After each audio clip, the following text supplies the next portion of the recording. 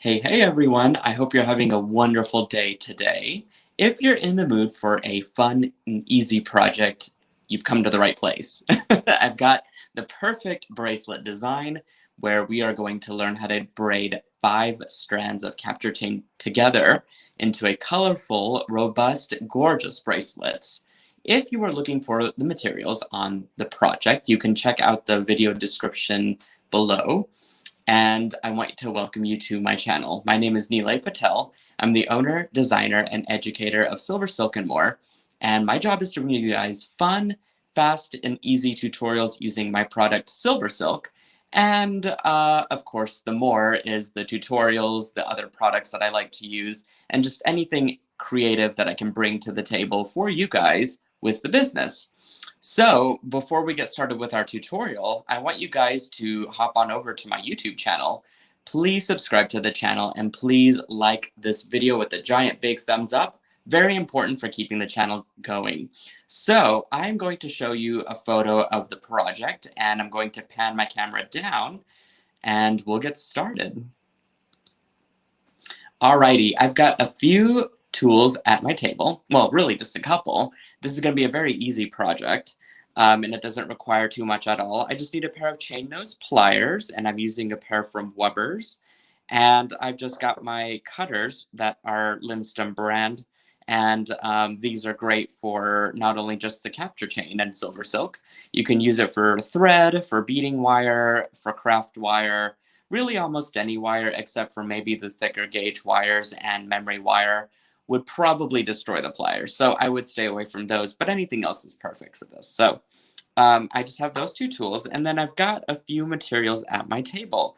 We have got some capture chain. If you are not familiar with what capture chain is, it is a jewelry chain that has a ball chain core, and it's got a knitted sleeve essentially over the ball chain core, so it creates this really beautiful, intricately detailed, very flexible chain. And as you can see, I use a multitude of different wire colors. So I've got dark rose, or no, this is antique copper, excuse me. I've got forest, I've got metallic copper, I've got antique brass, and I've got the hematite. So these are a combination of my favorite colors. And so really, if you're wanting to replicate this project for you, you can use all of the other colors from my catalog. And there are so many different combinations to choose from.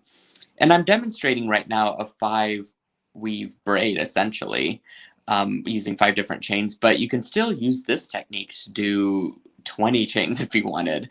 You might have to get a bigger clasp, but otherwise the technique and format and everything else stays the same. But the color combinations and the chains that you use are totally up to your creativity, which makes this fun and exciting and very open-ended. I have just got a tube slide clasp here. It's essentially a large, or rather long tube. This one's about 1 inch, and it has these little closure flaps on each end, and then sort of a little open-ended area here that you can slide stuff into. If you are a bead weaver and like to work with seed beads, this is a great closure for the clasps on those type of projects. I did some experimenting and learned that I enjoy using it for flat mesh as well, and just recently discovered that you can use it for the capture chain. The ball chain really just slides in with ease, as I'll show you here in a second. So I recommend getting these. They come in different sizes, and again, I've listed a source for where to grab these in the description below. I also have a really cool hook clasp. This I got from Tierra Cast actually, and but really you could use any clasp that you wanted to use, and then just attach it with a couple of jump rings and you're good to go. So really that's about it. The first thing I want to do is to widen my tube slide here. So what I do is I just insert my chain nose pliers and then I just kind of push out the end a little bit. This is going to make it much easier to slide all of those different chains down, which is what I'm going to do now. What I did was I trimmed each of my chains, And I went ahead and cleaned up the ends as well, which means that whenever you trim this chain off, the wire doesn't fray, which is an excellent quality of this wire, of this chain particularly. But there is little wire fragment pieces that sometimes tend to stick around whenever you do cut the chain. So you want to just go ahead and remove all of those little pieces. I don't think I've got any here that I could show you with, but you could kind of see how there's little loops here. And those are the things that tend to kind of pop off as you cut the wire. Once you've done that, you can kind of just pinch in the end there, and you are ready to start assembling the first half of this bracelet. So all I did was I just slid one of the beads of the ball chain with some knitted wire over it down through the tube. And so you can kind of set up how you want the colors to be arranged, although they're all going to get matched anyways. But you can see, because I opened up that tube slide, that it's pretty easy to get all my chains in there. Okay, so all of my chains are now safely tucked away in there. I'm going to just press on it a little bit to close up that end there, so it's not as wide now. Essentially just doing a very small crimp with it, so that everything stays nice and in place and secure. And then you could actually flip this up, and you can use either the table surface to kind of just gently press it in place if you want to, but you can see how well it's cleaned up at that end. And now I'm ready to start braiding. So what I'm going to do is I'm going to start with my right side first, and I'm going to go above that next strand that's on the left there, and then I'm going to go under the next one, over and under. So it's kind of like a loom weave that you're doing. The only difference is that you're not going to weave back with the same knitted wire. You're going to start with a different one. You're going to start with the next color. So the next one is this brass that's sticking out here. So I'm going to go over and under and over. And when you get to the end here, I'm going to actually put the last knitted wire right over the one that I just passed through, so that it is now woven. So that's the secret to braiding, is that you really just kind of have to keep these colors all in line. And then you just basically weave it between each of these other chains. So you go under, over, bring this last chain over it. Okay, ready for the next color. So over, under, over, and under, and bring that chain over. So what's great about doing this is that you don't really need a macrame board per se. You can get one to kind of pin it in place as you're working. And that helps to keep your strands nice and organized and keeps your work flat. I'm just doing this off the cuff just to show you guys that, you know, probably really don't need it, but it is helpful to have it stabilized on a board somewhere.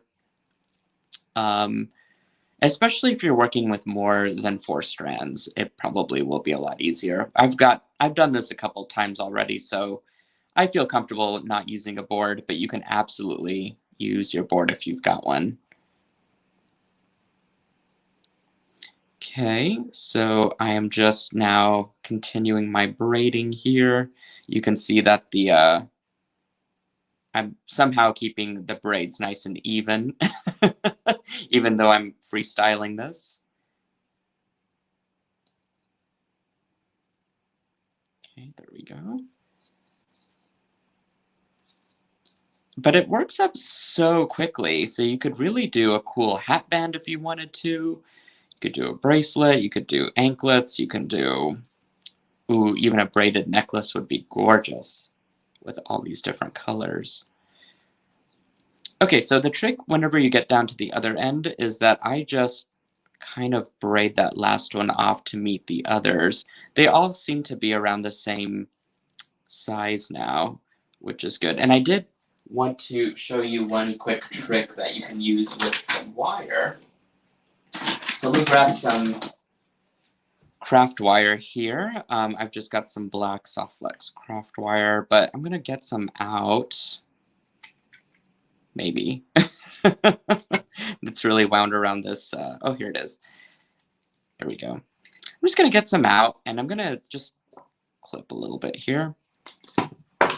What I'm gonna do is help stabilize this knitted wire essentially for me so that I can crimp really easily. So I'm just going to go a few beads down, and as you could see, I definitely went ahead and there's a little wire fuzzy that pops out. So those are the things that you want to get rid of. But you can clean up the wire, the knitted wire ends there, just kind of trim them nice and even. And if they're not, that's all right. You can definitely trim it after you've gathered it up here if you wanted to. And I'm just going to pass my wire, and I'm using a 20 gauge wire through each of these capture chains. So now I've got a way to hold all my chains together, and I can kind of look to see if this is all braided nice and evenly, which it looks like it is. And it's going to work out really well as a bracelet. So I've got one strand here that's a lot longer than the others. So what you can do is go ahead and just trim it.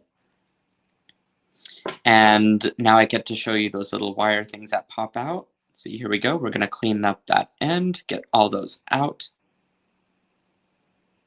There we go. Perfect. So there's usually about 4 or 5 of them that you want to get rid of. When you've done that, you can go ahead and just pinch that last bead with the wire around it. And I'm going to just set that down for a second. I don't have to worry about it unbraiding because the wire is holding it all together. I'm going to go ahead and open up my slide tube on one end, just a little bit wider. A couple of millimeters makes a huge difference. And I'm just now going to slide my capture chains down like I did earlier. It's like one of my wires does not want to behave there. Okay, let's see if that'll go.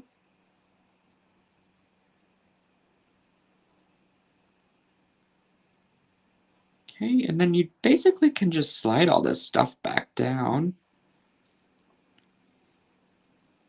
into the clasp. And you know what? I think I might open up this a little wider, in fact. Make it a little easier on me. There we go. I can always crimp it back shut, not a big deal.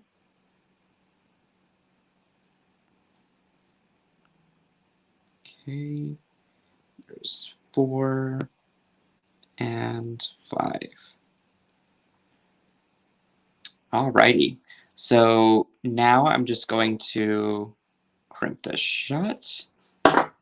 Make sure that all of my knitted wires are in there, nice and secure.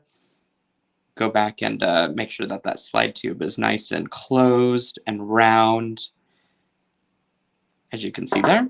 And then just tug on it to make sure it's not going to go anywhere. And then you can fold this back down over that last end there. You can smash it on your table, and you could definitely go ahead and just remove that wire piece altogether, and then just sort of help relax your chain braid kind of by massaging it out just a little bit, and boom, you have got a braided bracelet that is ready to be worn on the go. Let me flash back the picture. Turn you guys back over to me. Alrighty, that was so fun and easy to do, and I hope you guys got some great tips and tricks out of this project. Again, if you want to leave a comment and ask any questions, I'm usually pretty diligent about checking those things in the comments below, and definitely give this video a thumbs up and subscribe to the channel if you love this tutorial and want to see even more. And if you're looking for even more inspiration, you can check out and follow my Instagram. I've got a ton of pictures and reels on there that's so fun to look at, and you'll get tons of ideas of what to do with SilverSilk. You can also check out my website, silversilkonline.com, for any of the materials that I'm going to be using for this video, as well as other videos that I've done in the past, and most likely the future videos as well. So I hope you have left, again, inspired and educated, and I can't wait for the next tutorial. But until then, keep it creative and fun and simple, and I will see you guys next time, and giant hugs.